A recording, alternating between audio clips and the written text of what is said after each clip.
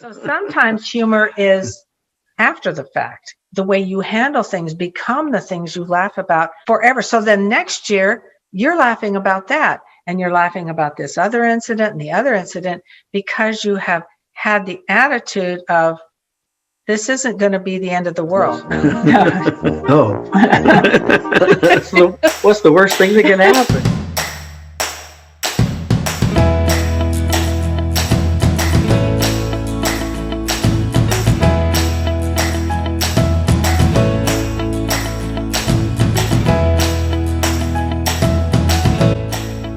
Everyone, welcome back to the Fascinating Womanhood channel, where we talk about everything that has to do with femininity and building strong, long-lasting relationships. My name is Cherry Lynn, and I'm here with my parents, Dixie Amdalyn Forsyth, and her husband, Dr. Robert Forsyth. Hi.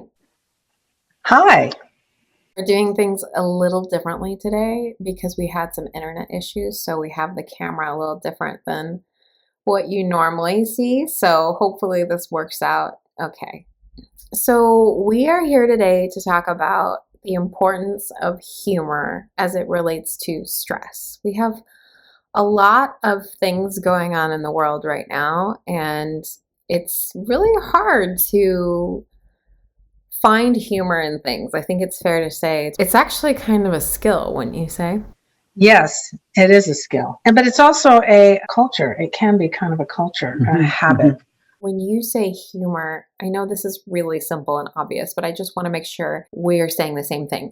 Are you talking about telling jokes? Are you talking about just having an optimistic view on things? Are you talking about an internal mindset of humor? What exactly are we talking about when we say find humor? Yeah, when you're talking about humor, we're talking about humor. We're not just talking about jokes. Jokes, in fact, is probably at the bottom. It could be, It could be, but it's finding the lighter side of life, either a humorous or optimistic way of looking at things. And the best example that I always think of is the complete contrast of my parents and their families. My father came from a very serious Swedish family where everything was intense and very serious, and they believed on Labor Day you should labor. Whereas my mother grew up in a family where they believed in having a lot of fun. And when you have fun, you naturally laugh more at all kinds of things. Right. If things got too intense, they would find some way to go to a movie or have some fun with whatever they're doing. They only could take so much deadly serious of life before they had to have some kind of escape into something positive. So it isn't just about humor. When we say humor, we also say irony, the irony of things, the humorous side of things, not just even necessarily jokes, although it could be. Or maybe an unexpected outcome. Sometimes a situation will present itself and it's obvious, okay, this leads to this and this leads to that. But if you come up with a surprise ending, something different than you expected, it can be humorous. Sometimes you got to have a little bit of fun too. It's more of a lighthearted approach to life where you don't think that everything means the end. Right. What about those people that kind of it just doesn't come naturally to them? How can they work on finding humor in things when it's just not easy for them? Could I say that I think in a way learning to have some fun is a bit of a skill, something you have to work on or develop a little bit. In our family, we have enjoyed sitting around with our children and finding the humor in what's happened that day or what's going on. But my father's side of the family, whenever my grandmother would come to visit, she always talked about what bad things happened in the world and the stressful things and all the problems. Mm-hmm. My mother's side of the family ended up talking about humorous family stories, and everybody would laugh till they cried. These weren't jokes. These were like, remember when grandma did this and did that, and sometimes they were inspirational stories, but they loved to laugh, and so they would talk about like when your grandma drove home in a police car on accident. Yeah, my mother's mother was really absent-minded, and the stories of her are legendary. So we'd sometimes talk about those funny stories, but you know, the kind of things you can laugh about later, but not when you're in it. Those kind of things that they would talk about and they would share with each other, and it made everyone closer. And sure, they could have talked about all the stressors in the world like my other grandparents did, but they wanted to have a lighter atmosphere. It's not that they never dealt with those things.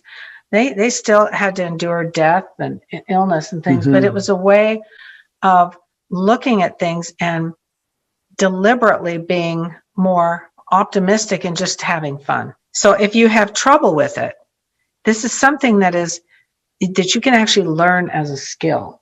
And you don't have to expect that tomorrow you're going to be completely different, but it's a way of looking at things. What kind of personalities do you think humor is the hardest for, and why? You know, some people are so serious. It's like everything is negative. In a way, I think we're built to focus on problems. In a way, if I come into a room and everything looks great, but there's a chair out of place or tipped over. Something, you know, we tend to focus on where's the problem? Is there a problem? And it's a way of protecting ourselves from any kind of stress or problem. And so I think we're built to be obsessed with where's the problem? And so this kind of balances things out to me when you can use some humor.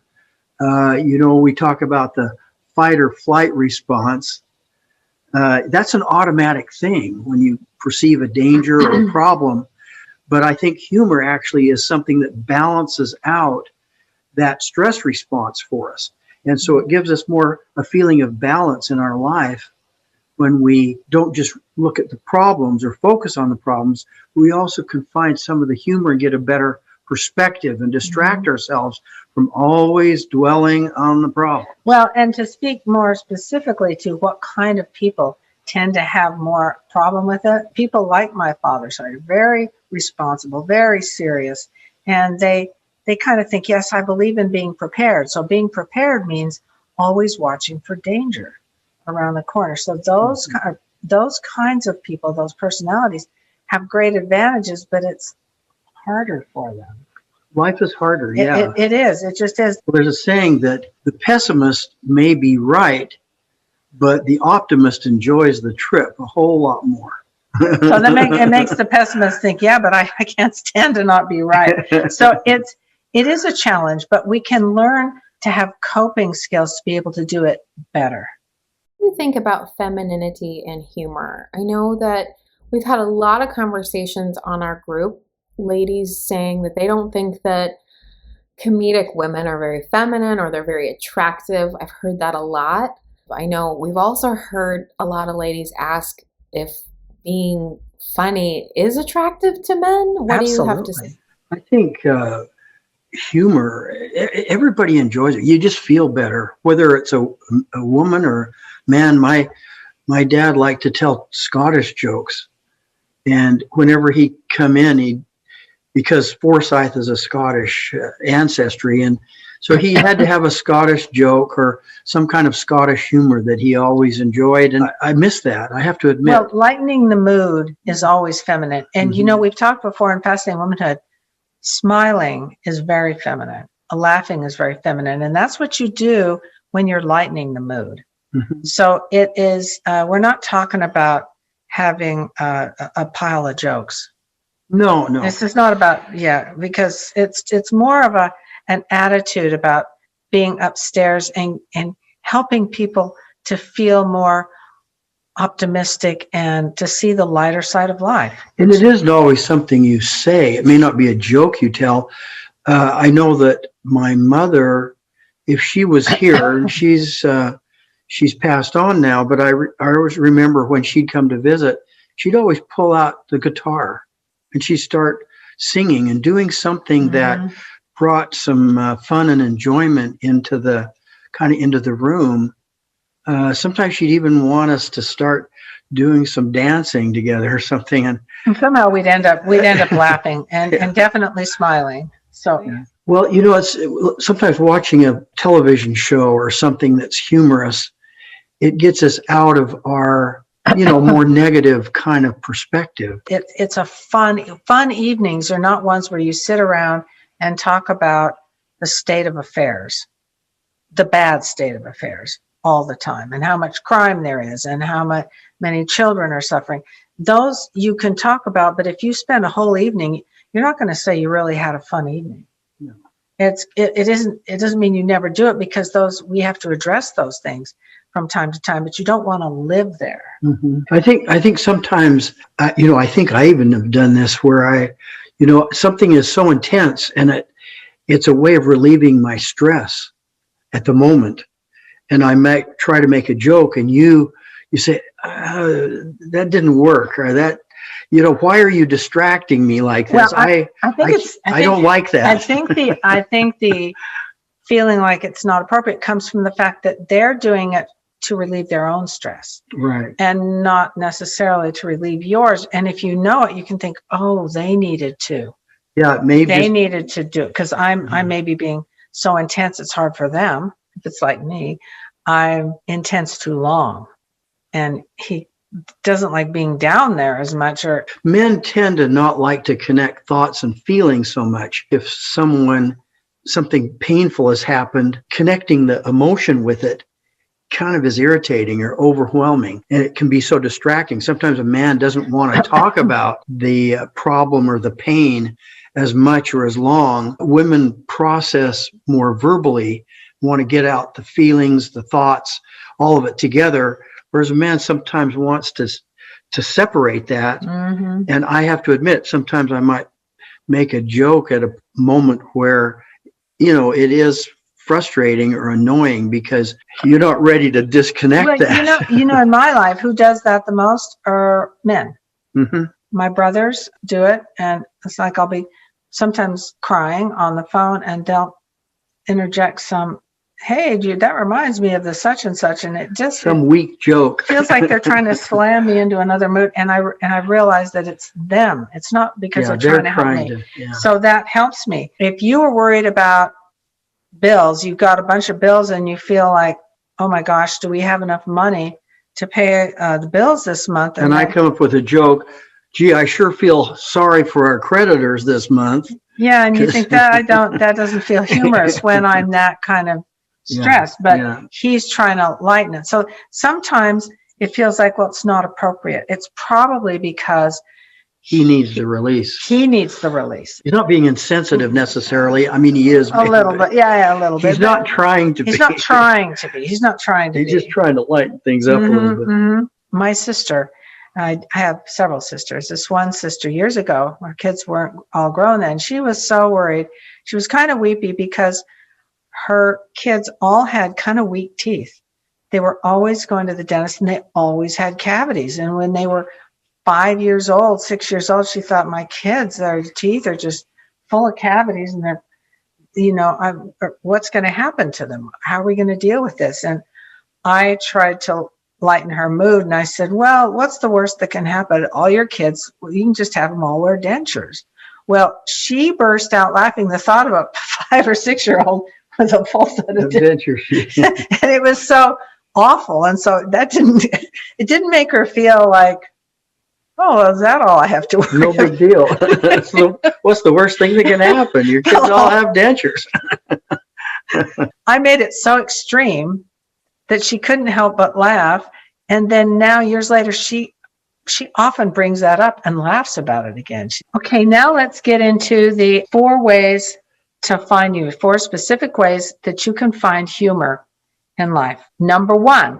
It's one of my favorites, so I put it first. Put on a show, if you can, or a movie or a series like I personally like I Love Lucy, because the episodes are short and they always make me feel better. Hand over that coat or I'll shoot. Wait a minute. Okay, go ahead and shoot.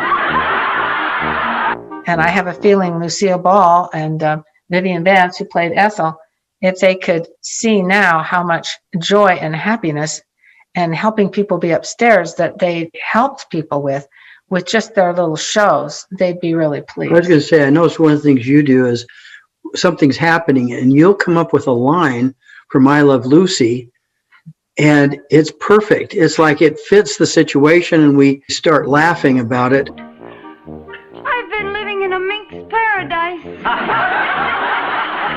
I mean, it doesn't have to be I Love Lucy. It could be any. That's just one of our favorites. Yeah, it just could be any. There's some movies. I know one thing that really helps me and my husband is when things are really stressful and there's a lot going on. I know we will even say to each other, you know, what are you going to watch? What are we going to watch tonight? You know, when we're going to pick out a movie for the night or for the weekend or something. Because sometimes we can't watch movies in one setting. We have to watch it in several settings. But sometimes we'll even consciously say to each other, like, I think we need a comedy tonight. Or sometimes I will even have to say that to him. I might have to say, can we watch something funny tonight? Because I kind of need it. Don't be afraid, I guess, to speak up if you need some humor. If things are stressful, I don't think there's anything wrong with asking your man if you can have, you know, go somewhere lighthearted, do more lighthearted things, like watch a lighthearted movie, whatever it is, read a lighthearted book to help you see the humor. Oh, we have one daughter that said, if you watch enough movies, there's always a great movie line as a response to almost anything. I Love Lucy just happens to have a lot. And when you say one of these lines, it lightens the mood. It's a little humorous. It isn't laugh out loud. It lightens the mood. And that's what I love about it. So we pull things out of favorite movies that we've seen. We'll say something from, I don't know, Groundhog Day or Ghostbusters or something. We'll say something that kind of lightens the mood. Or there's a lot of good things. We've found that there are some friends that we have or family members that we have, like I know your brother, one of my good friends, Ricky. There were people that we could call and talk to and bring them into our life, and they always had something that they could bring that gave us a more humorous perspective on things. When you're positive, naturally some kind of humorous lines or things will come out. Oh, this sounds kind of silly, but what if you don't have a person like that in your life that you can call or lean on? What if you just don't have that? If you don't have anybody in your life, because some people don't, that one, you may not be able to use that on any regular basis. You may have to use something else if you don't know anyone who's... Could I say sometimes that it can be as simple as a puppy? You know, if you have an animal, that sometimes that can bring humor into a situation, or maybe a child. I find children immediately bring some sort of a humor or lighten the mood. They do things that are or say things. They'll say things that get me seeing things from a little different perspective. Yeah, anyone who has children or is around children, they say and do things, and animals do all the time, that make us smile. They're not humorous like a joke, but they're cute. Like when my sister, when she was little, and she said, "Why do birdies have sharp lips?" It wasn't a joke, but it was cute, and so we laugh about it. I have a brother who is really good at humor. I remember when he was even little, he liked to make people laugh. He would say, "I've got a joke," and we say, "Okay, what's your joke?" And he might say just something silly, like he was so young, but he said, I remember once he said, "My joke is corn truck," and everybody kind of we looked at each other like, okay, that wasn't a joke, but and then we all started to laugh because it was silly. It was just silly, yeah. Okay, number 3, create an atmosphere of looking for the humor in life and situations. You can learn to be the family or the couple who, whenever people come over, you guys laugh a lot. And it's not because people are telling jokes. You talk about humorous situations and just funny things. What if you have an atmosphere right now that is completely the opposite of that? How can you begin to create that? What are some examples? If you think to yourself about anything that's going on, if you say, you know, what is the humor in this? Or where's the humor in this? What might possibly happen that could be unexpected ending or unexpected humorous thing that could happen here? You'll come up with humor just as a sort of a family exercise if you practice it. Okay, and number 4, ask yourself, what's funny about this? And if you think absolutely nothing, that may be true. You may have lost somebody, a loved one, some tragic thing may have happened to you. But we're talking about the everyday things that stress us out. what is funny about this? Where's the irony in this? Here's an example. My mother always told the story about one Thanksgiving. They invited a whole lot of family for Thanksgiving. And my grandmother got up early and prepared the turkey. And you know, turkeys take hours in the oven. She was absent-minded enough, like I told you, that it was about, I don't know, 4 o'clock in the afternoon. And she noticed she couldn't smell the turkey. She forgot to turn it on. Now, my dad's side, the Andelin side, this would have been a disaster. They had, what point is a Thanksgiving dinner without the turkey? It's completely raw, and we know it takes hours. So without even missing a beat, my grandmother said to her husband, my grandpa, whose name was Herbert, she says, Herbert, quick, run out and get 25 hamburgers and 25 milkshakes and 25 orders of fries. I don't know what was open on Thanksgiving. Yeah, I don't know either. We never did find out that, but that's what he did. And everybody loved that she made it. It was a light. She didn't really take that as being a disaster. And even though it wasn't a joke and everyone didn't sit around and laugh, the lightness of the room was definitely there. And so they all had these burgers and shakes. And what happened to the turkey? They had a big turkey dinner at midnight that year. And it was everyone's most memorable Thanksgiving. And they've laughed about it since. And so they laugh about it every year on Thanksgiving. Remember that how year? well we handled this. So sometimes humor is after the fact. The way you handle things become the things you laugh about forever. So then next year, you're laughing about that. And you're laughing about this other incident and the other incident because you have had the attitude of, this isn't going to be the end of the world. You can look back and say, I wish I'd handled this with more humor. I wish I'd handled that differently. Well, she didn't handle it with humor, you can see. She handled it she didn't act like it was a disaster. People like me, who I barely knew my grandmother, she died when I was 4. It feels like you know her, and I think, gosh, I wish I knew her. She sounded really fun. Would have been fun to be with her. Yeah, would have been fun to be with her. This has been a really valuable and wonderful conversation. Thank you so much for all of your wonderful advice. I hope everyone out there learned a thing or two or took away a few things that were helpful. Don't forget to check back with us. We're here every week. If you have any other suggestions for topics you'd like us to cover, please feel free to drop that down below. And I'm also attaching all of the links to find us on social media down below, as well as the places that you can find Dixie's book and her workbooks. And hopefully we will see you next time. Bye. Oh, thank you. Thank you for time.